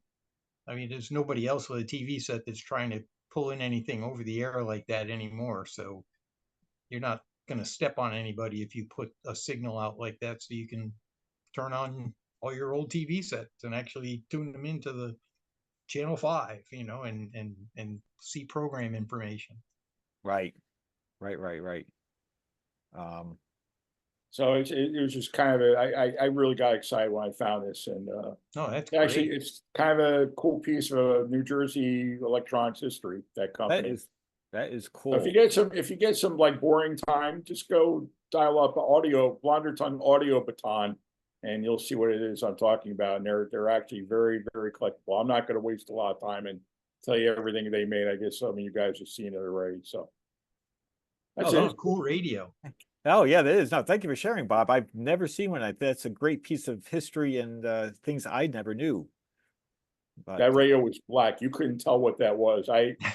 I took that all apart and cleaned the plastic off carefully. And when I saw what I thought it was what that was, but after about an hour of careful cleaning, and the other thing that I didn't show this to you too. I've never seen a radio that had this. This is the top of the radio, and it's actually got vent covers. Oh, interesting. Chrome plated. I think there's one on the side here too. Oh yeah, so it is. I've never seen that on the radio before, and it was ugly. I had to literally polish them out to make them look that good. Sure. That's just another odd feature. I guess that was somebody's idea. It was pretty cool. Cool. So that's what's fun about tube radios. They keep you warm at night in winter Yep. time. Right. So But well, let's see here. So I guess, well, I guess that's really just am the last person. I don't have a lot I can say much about vintage electronics. I just had a busy few weeks, a month or so with work and so forth. But you know what? I will share something. And since we started with cars, we'll end with cars. So so I will show some old family photos of what my aunt's Buick. So that oh, way, cool. so and so that'll be worth sharing. Let me share that. So I got a handful of pictures, but it's fun to see over the years. Let me know when you guys can see this. This I had this. I had scanned this. Oh, This is my dad. I think that's my dad in the background. This is my aunt's 48 Buick that she bought. Actually, she bought it used. I think this is around 1950 or 51. It was owned by a doctor, and apparently, so I heard I'm not sure why, he had the car repainted the same color, but he wanted a luster like nothing else. So he had, so the car had just a multi-coat of black paint, and that's how it left the factory. The car was pretty loaded, had red leather, had hydraulic windows and hydraulic roof and hydraulic seat. So the thing, but it didn't have the Dynaslush. It had the 3-speed stick. So my aunt, almost until she passed, her very last car was an automatic Volkswagen because she was having some physical problems. But she had a manual up until her last car, which was, I think she bought in 2005, I think, and she passed in 2008. And from the looks of the hood, it was like a straight 8. Straight 8. You yes. betcha. Split on top. It's folded. One side would fold up. Yeah. Those motors were so smooth that when they were idling, you couldn't tell if they were running or not. No, it was the classic, put the glass of water on the top and not Yeah. even see a ripple. And even had an antenna radio because it did have the factory radio too. You can see the big antenna up there. Here's another photo of a parked. I could see Dustin Hoffman and Tom Cruise cruising that Yeah, up. exactly. A with little the Rain down. Man action going on. What year is that one? Yeah, The Rain Man one was a 49, but it's pretty was. close to this. Pretty close though. Yeah, and Yeah. the big difference in 49 introduced the portholes. You can see Yes. this has the latches. This latch comes out. I'll go back to the other picture to raise the hood, because obviously there's no locking mechanism. But these are just latches you pulled out. Yeah. And my aunt had this. When she stored it. She kept it up in the Catskills for the summer, right around the early 60s. So and then because she bought subsequent cars because she probably had a good 60, I think she drove this up to 80 or 90,000 miles. And but she was working in New York, so the car was used. I have some pictures I haven't scanned yet. I see the car on the streets in New York City parked. She had taken some photos of her sisters, and you can see the car in the background sitting on the streets in New York. I thought, wow, that is so cool to see this car out there. But she had the car until around 71. So she had the car for like over 20 years. I'll show some newer photos because she had to, I mean, this car is spot on. It's so good looking. I mean, that's my favorite late 40s American car. And, black on black, it just looks so rich. This is the car taken probably in the mid 60s, early 60s. You can tell now, the rust is, the weather has got to it. It's got some rust a little bit, but nothing too serious. And she had to replace the tops. You can see it's not the original black, it was tan. And to me, you got to go black. But she sold the car. The guy, I think she sold it like $800 back in 71. It had a cracked block. The car was stored. The mice got into the seats. It kind of tore into the seats a fair amount. So so the seats would had to have been redone. But it was all there.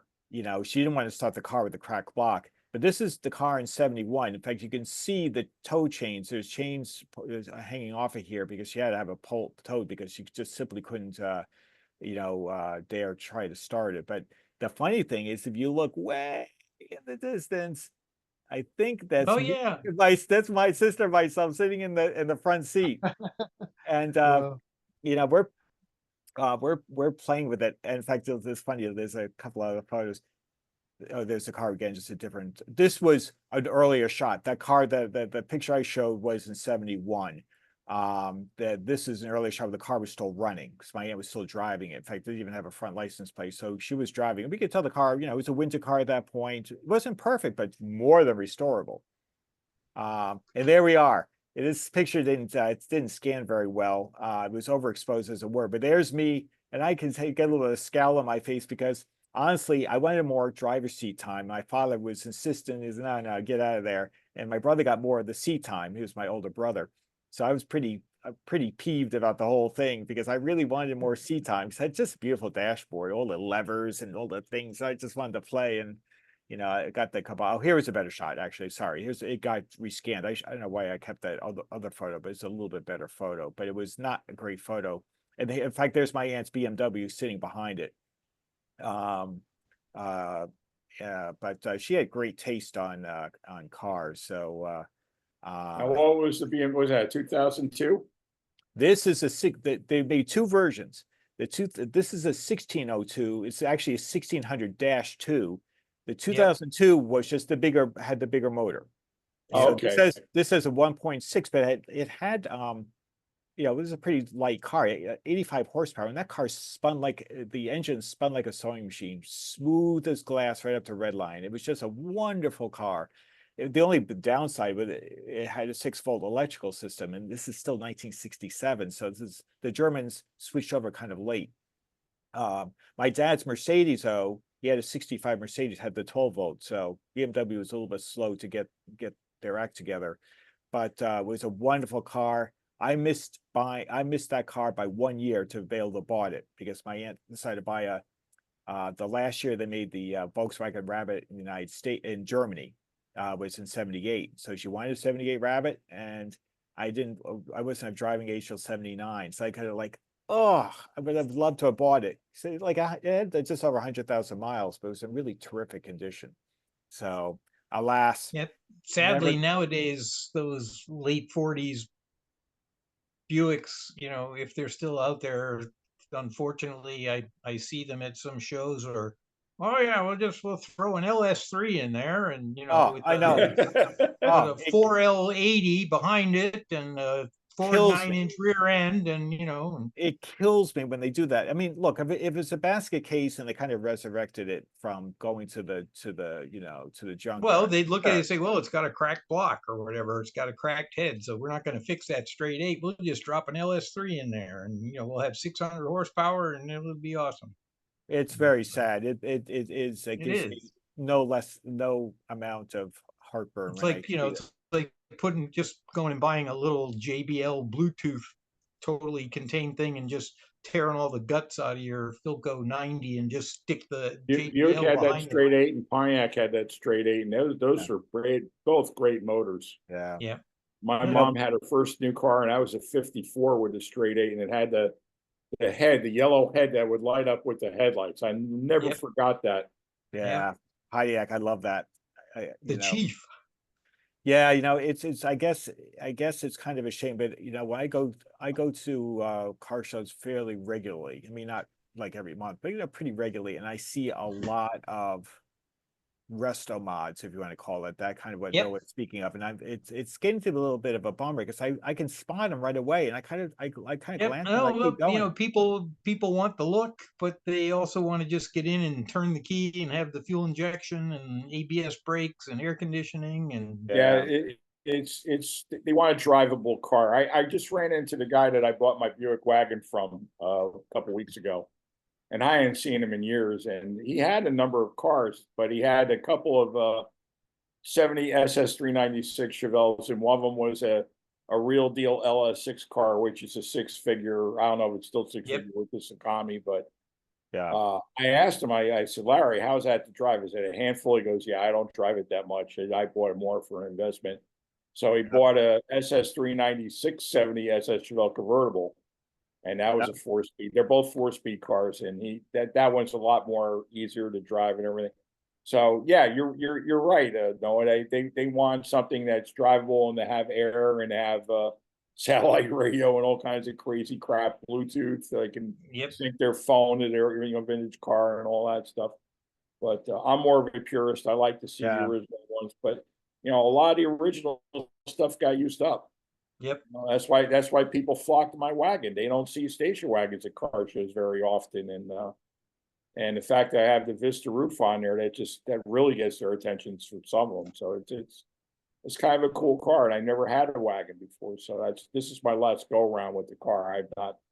I'm not at the age where I could keep working on cars and flipping cars or have the wallet for it, because this stuff now is like stupid expensive. I can't afford it. Yeah. So I'm just driving this thing and enjoying it. But I like to see the old stuff kept original. But I get it for the people that want comfort. Yeah. It's a two-sided coin. Yeah, no, for sure. But well, boys, it's just a few minutes after 9 o'clock, but it was a great meeting. I thoroughly enjoyed all the different presentations and goodies, all these rare things we get to. We saw so many rare and cool things this time around, so not that I don't enjoy every meeting. I got a month to figure out how to give myself better reception on that silly little. Besides looking up the audio baton, if you go to my YouTube channel, I have a car that I took some pictures of, a short video of. You can see that up there on my channel. And I also did an Arvin radio that kind of kicked my butt. And then I should have listened to my hunches, and I didn't. I went back and did what I should have done and fixed the radio. So I have a video of that up there too. If you guys get bored and you want to watch me, cool. No, that's do some stuff. But Noah, you'll like the car video. All these radios kick my butt. I don't know. I'm still waiting. I'm still waiting for my first easy one to come by. Yeah, I got a Transoceanic on my bench right now, and the two Transoceanics are fun radios. I've done like probably about 30 of them, but the one that they either go real easy or they get to be a real pain in the neck, and this one's starting to get a real pain in the neck. But I'll get it working. It's just taking me longer. Yep. Right. All right. All right, boys. Thanks for sharing everything, guys. It was fun. No, absolutely. Thoroughly glad everybody was able to make it, and we'll see you guys on sometime. Couple weeks. Yeah, a couple of weeks from now, I guess early September, right after Labor Day. So meanwhile, enjoy your long weekend. Stay safe and enjoy the improving weather. All righty. Take care. All right, guys. Thanks again. Bye.